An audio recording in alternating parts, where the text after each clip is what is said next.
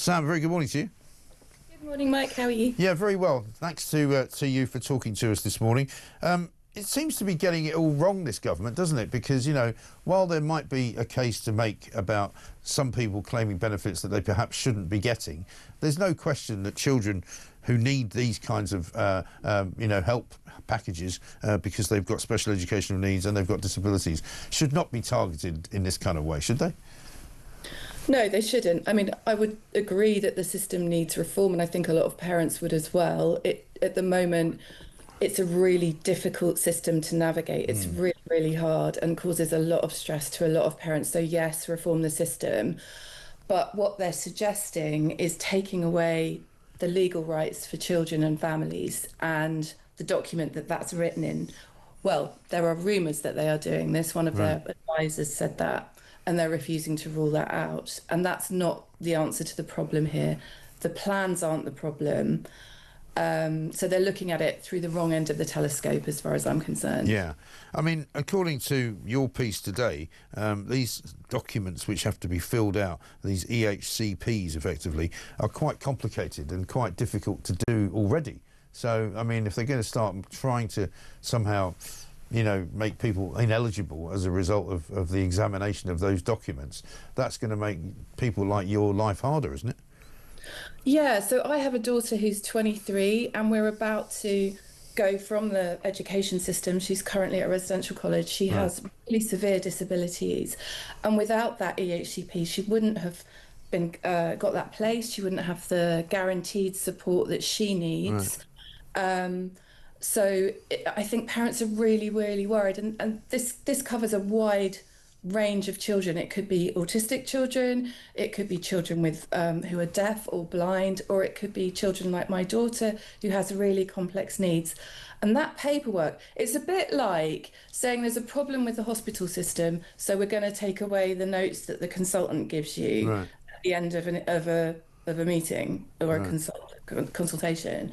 That's really not the answer to solving the problem. It's just it's a really weird way to look at this. And it will take away the rights of families who really desperately need support. And it's and we're just asking for ordinary things. It's you know, you want your child to have the right education, you want them to have the right support in school, and to be able to make friends and to have a life.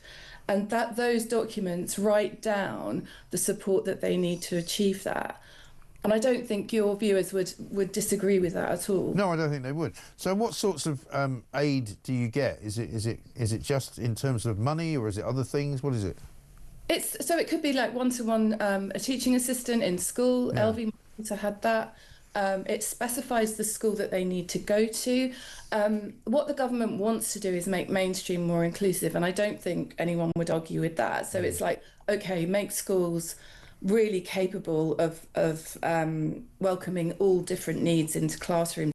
But that means you have to have teaching assistants. That means kids need to walk into the classroom in the first place, or, you know, wheel in if they're in a wheelchair. So they need to sort of change the buildings. What they need to do is make that happen first before taking away the rights. It's cart before horse if they do it. Exactly right.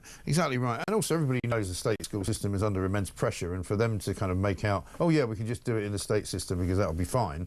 You know, I mean, I saw Bridget Phillipson being interviewed at the weekend, and she was not even going to be drawn on the fact that their kind of ridiculous idea of taking private schools and putting VAT on them hasn't been a success. And she was very, very clear that, oh no, it's not true to say that loads of schools have closed down. I mean, we know, and you'll know this, an awful lot of special needs education children have been going to private schools because that's the only place where they can get a proper kind of, you know, recognition and a proper sort of sense of help to get through their education. And an awful lot of those schools have now gone by the wayside because they can't afford to run on the new fees scale. Yeah, so we need to get it right in state mainstream to avoid that happening, and to avoid. There's also a lot of unregulated schools that have been opening up, so that's an issue. But there is definitely room. My daughter goes to what is classed as an independent school, but it's actually a charity school. So and that's been brilliant for her college. I mean, that's been absolutely brilliant for her. So But in order to, yeah, we just need to get the first bits right first. So teaching assistants, for example, we know schools are letting them go. We know that teachers only get half an hour of training in SEND in their training. So yeah, that needs to be sorted out. Right. There's also other areas like when councils don't do this for families, families end up taking them to tribunal. That costs councils 100 million a year, and they lose 97% of cases. So that's ridiculous. So we do need to sort it out, but they need to do it properly. Right. They need to speak to families, and they need to speak to young people, and they need to speak to the organisations that work on the ground that can help them sort this out. And are you confident that they'll do all those things, or are you not sure? They're starting to do it. I would say they are starting to do it, but they really need to listen. It needs to be proper consultation with families. It needs to be meaningful, and they need to start telling us what the plans are. Because before they, the white paper or the law changes that they're bringing in won't happen till October. So in the meantime, families are left with this absolutely high levels of anxiety, and these are families that are, they want to spend their time looking after their children. They don't want to be fighting the system or worrying about government policy that might take away rights that their children should have. No, sure. Sam, good to talk to you. Thanks very much indeed. Sam Carlisle there, writing in The Sun this morning why the government needs to be very, very careful about what it does